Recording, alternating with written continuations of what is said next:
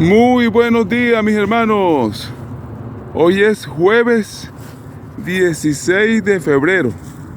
Hoy vamos a estar leyendo el libro de Job, capítulo 13 y capítulo 14. Ahí Job sigue en su conversación con sus amigos y ahora le toca a él responder, ¿verdad? En estos dos capítulos él se defiende y desafía a sus amigos a que le muestren dónde él está pecando.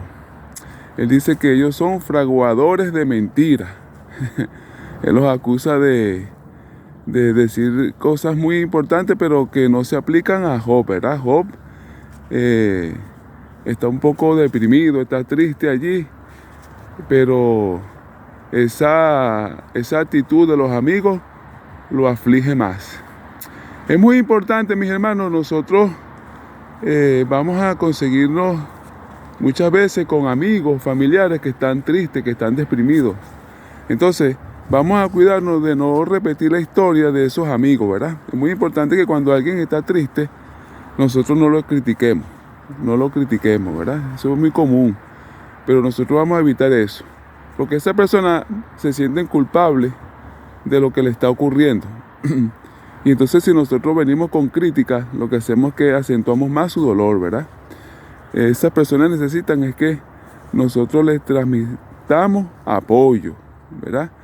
Que le demos un abrazo, una sonrisa, que conversemos con ellos sobre diferentes temas para distraerle la mente. Muchas veces esas personas están deprimidos porque trabajan mucho, tienen exceso de trabajo, entonces bueno, vamos a prestarles nuestra colaboración, ¿verdad? En algún oficio que nosotros podamos hacer. Es muy importante que les invitamos a salir a pasear, a contemplar por allí la montaña, al mar, ¿verdad? La naturaleza. Ahora, si esa persona prefiere quedarse en su casa, porque hay personas que están tristes, están preocupados, y ellos no quieren salir, no quieren compartir, entonces bueno, no lo atosiguemos, no lo juzguemos, no lo critiquemos. Y si quieren quedar en su casa, bueno, vamos a pensar qué pudiéramos hacer, vamos a preguntarle qué le gustaría hacer, ¿verdad? Vamos a alimentar la autoestima de la persona. No le vamos a complicar más su existencia, ¿verdad? Recuérdele que hay mucha gente que les quiere, hay muchas personas que tal vez lo necesitan. Así que vamos a ser bastante cuidadosos como cristianos a la hora de atender a alguna persona que está pasando por una crisis semejante a la de Job. Job confía en su propia integridad. Eso ustedes lo van a leer ahí en el capítulo 13, versículo 15, ¿verdad? Y es tanto así que él expresa algo tremendo, ¿verdad? Él dice: aunque él me matare, esperaré en él. Ahí vemos tres elementos en esa afirmación, ¿verdad? Ahí vemos una suposición terrible. Aunque él me matare. Una resolución noble. En él esperaré.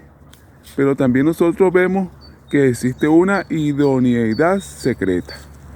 Porque en ese momento, cuando estamos pasando dificultades, en ese momento cuando estamos experimentando la muerte, ¿verdad?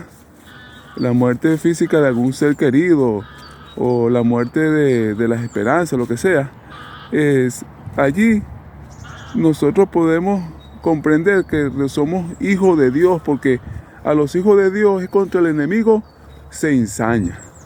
El enemigo no molesta tanto a los que tiene bajo sus garras. ¿Con quién él va a tratar de lidiar para que se desanimen? Contra los hijos de Dios. En el momento de dificultad es cuando se forma la verdadera fe en Dios, la verdadera confianza, ¿ves? Porque es fácil creer en Dios cuando todo está bien, cuando todo está positivo. Pero cuando las dificultades llegan, allí es cuando nosotros formamos la verdadera fe. Es cuando se afirma nuestra verdadera confianza en ese Dios de lo posible, ¿ves? En el momento de la dificultad.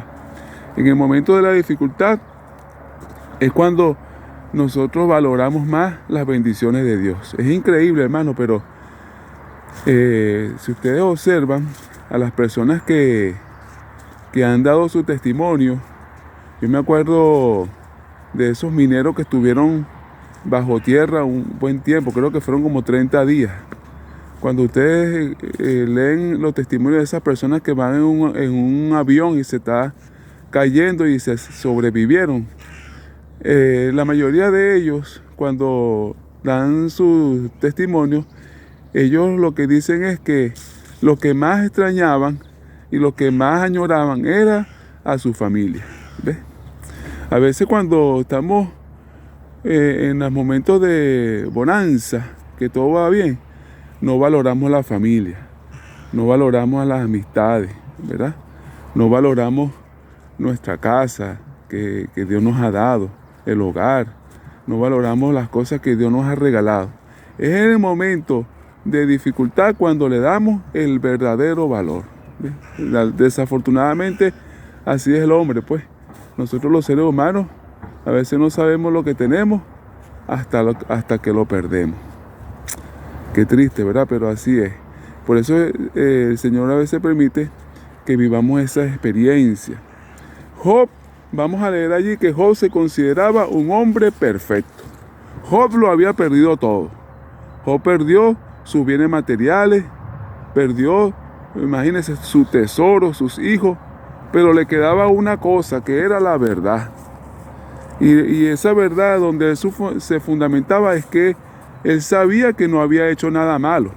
Él sabía que procuraba vivir de acuerdo a los mandamientos de Dios. Y por eso nada ni nadie le iba a quitar su verdad. Por eso le pregunta a Dios, Señor, muéstrame, o mejor dicho, le pide a Dios, Señor, muéstrame en qué he errado, dónde estoy fallando. ¿Ves? Pero por lo que yo sé, yo soy un hombre justo. Oye, hermano, tremendo, ¿verdad? Que Dios nos ayude también nosotros para tener ese concepto de nosotros mismos, que nosotros podamos esforzarnos para vivir en una permanente relación con Dios y podamos tener también ese concepto, ¿verdad? Que si alguien nos pregunta, ¿tú crees que tú estás salvo? Nosotros podamos decirle, por la gracia de nuestro Señor Jesucristo, por la fe que tengo en Él y por mi forma como yo vivo, yo creo que el Señor me va a salvar. ¿Ves? Eso es muy importante, ¿verdad? Job en el capítulo 14 entonces habla sobre la realidad de la muerte. Job tiene la certeza de la muerte, pero también la seguridad de la resurrección y la confianza en la vida eterna. ¿Ves? Entonces, en esa época tan antigua, fíjense cómo ya Dios nos está enseñando a nosotros esa verdad. Si uno analiza la historia, ¿verdad?, de la humanidad, pues uno se consigue, por ejemplo, con esas grandes construcciones de los egipcios, ¿verdad? Formidables pirámides, esos templos que denotan una gran capacidad de arquitectura, ¿verdad? Y todo eso, esos grandes sarcófagos y todas esas máscaras impresionantes eran preparación para la muerte, para la vida después de la muerte. Todos esos faraones creían que había una vida después de la muerte. Cuando uno analiza a los griegos, uno ve que ellos tenían un concepto un poquito diferente, ¿verdad? Porque ellos se esforzaban más que todo para vivir la vida, ¿verdad? Ellos hacían sus esfuerzos intelectuales, más que todo estaban para exaltar los principios de la vitalidad.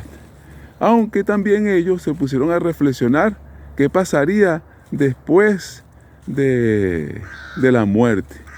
Bueno, y ellos no consiguieron una respuesta. En su pensamiento, allí vemos que, por ejemplo, Tales de Mileto, Pitágoras, y todos ellos decían, bueno, no, la materia no muere, sino que se transforma, que esa es la premisa de la ciencia hoy día, ¿verdad?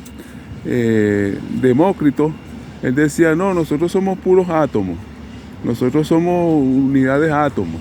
Y eso va y se va transformando. Pero Platón fue el que le dio más forma, y entonces él fue el que creó la dualidad del alma y del soma. Y así, a través de esa filosofía, esa creencia llegó al mundo cristiano en el Concilio de Nicea. Hubo un gran debate y finalmente se aprobó el credo. Pero qué interesante, hermano, que en el credo, fíjense que allí ellos llegan a la conclusión que Cristo vino, se hizo hombre, murió, resucitó y fue al cielo, desde donde vendrá a juzgar a los vivos y a los muertos. ¿Ves? O sea que finalmente se impuso la tesis de la Biblia. Desafortunadamente la mayoría de los cristianos hoy día creen en la inmortalidad del alma. Pero vamos a prepararnos para vivir sirviendo al Señor en este día y para aferrarnos en la seguridad de que si hemos de morir, vamos a resucitar y vamos a vivir con el Señor para siempre. Maranata, mis hermanos, feliz día para todos, bendiciones.